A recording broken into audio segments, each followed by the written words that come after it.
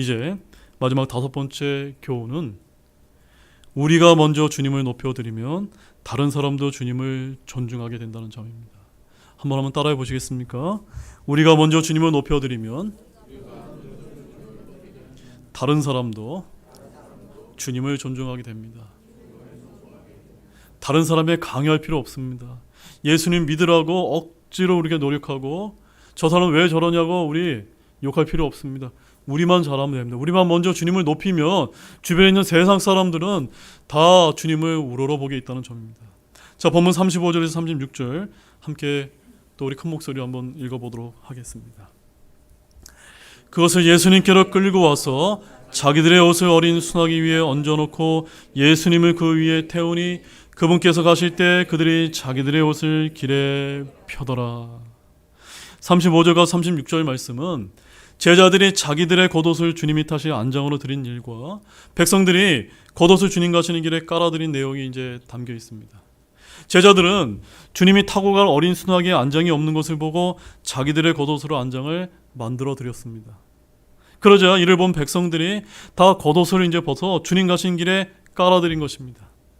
이는 주님을 왕으로 존중하여 자기들의 옷으로 양탄자를 대신했던 것입니다.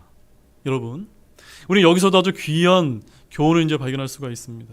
그것은 우리가 먼저 주님을 높이는 삶을 살게 되면 다른 사람들 역시도 주님을 높이게 된다는 점입니다. 아멘이십니까?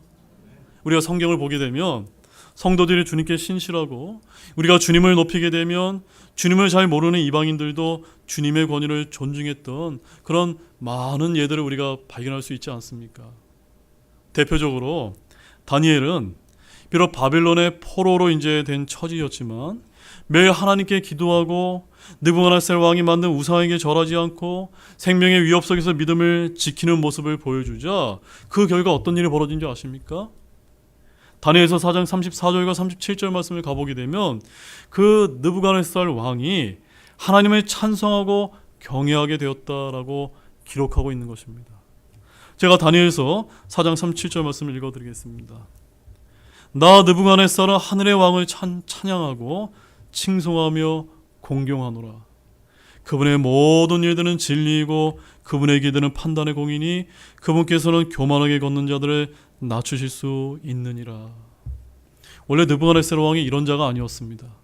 그런데 이런 신실한 성도들을 보고 이 사람이 이렇게 바뀌게 되었던 것입니다. 또한 초대교회 성도들은 어땠습니까?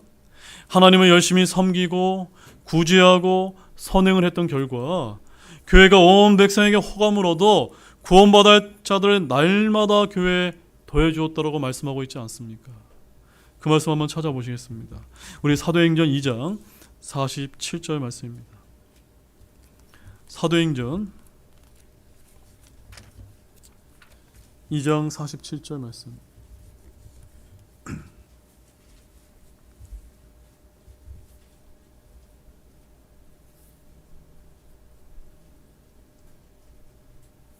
자, 사도행전 2장 47절 말씀 함께 한번 읽어보도록 하겠습니다. 하나님을 찬양하며 온 백성에게 호감을 얻으니 주께서 구원받아 할 자들을 날마다 교회에 더하시니라. 여러분, 이런 일이 왜 일어났습니까? 41절 말씀에 가보게 되면은 예수님의 복음을 기쁘게 받아들인 자들이 침례를 받고 구원받는 일이 벌어지게 되었던 것입니다. 또 42절 말씀에 보게 되면 사도들의 교리와 교제 안에 확고히 머물고 빵을 떼며 기도하는 일이 있었던 것입니다. 또한 44절 말씀에 보게 되면 모든 자들이 함께 지내며 모든 것을 공동으로 소유할 정도로 그들이 서로에게 사랑을 베푸고 나누었던 것입니다. 또한 46절 말씀에 보게 되면 날마다 한 마음이 되어 성전 안에 거하고 집에서 집으로 돌아가며 빵을 떼면서 단일한 마음으로 즐겁게 자기들의 음식을 먹었기 때문에, 이런 믿음을 보여주었기 때문에 누가 바라보았던 것입니까? 주변에 있는 세상 사람들이 이것을 보고 날마다 더해주게 했다라고 이렇게 말씀을 하고 있는 것입니다. 사랑하는 여러분, 저와 여러분들 가운데는 교회가 세상에서 점점 권위를 인정받지 못하고 있다고 염려하고 기도하는 분들이 얼마나 많은지 모릅니다. 세상 사람들이 교회를 무시하는 것을 오직 그들의 불신 탓으로만 돌리는 그런 분들이 또한 있을 줄로 압니다. 하지만 교회가 세상 가운데서 권위를 잃어가고 있는 가장 큰 원인이 무엇인지 아십니까? 그것은 다른 데 있는 것이 아니라 누구에게 있는 것입니까? 바로 저와 여러분에게 있다는 것을 여러분 알고 계십니까? 기독교인이 1000만 명이 넘는데도 교회가 우리 사회에서 존중을 받지 못하는 것은 주님을 진정으로 높이고 주님께 진정 헌신하고 주님의 진리를 실천하는 그러한 신자들이 적기 때문은 아닌가라는 점을 우리는 한번 곰곰이 생각해 볼 필요가 있는 것입니다. 주님의 몸된 교회가 세상에서 존중을 받으려면 다른 사람에게 강요할 것이 아니라 우리부터, 나부터 주님을 높여드리는 삶을 살아야겠다는 그런 결단을 하시기를 바랍니다. 주님의 명령에 순종하고 주님의 주권을 존중하는 삶을 사는 그런 성경 신자들이 많아진다면 자연히 세상도 주님을 존중하게 되어 있다는 이 귀한 진리를 믿으시기를 바랍니다.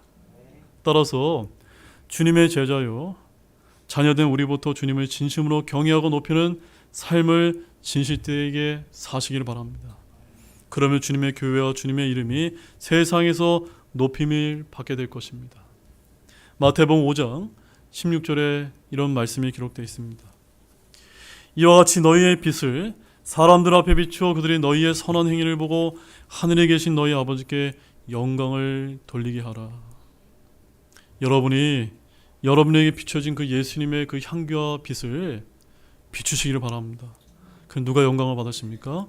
하나님께서 영광을 받으십니다.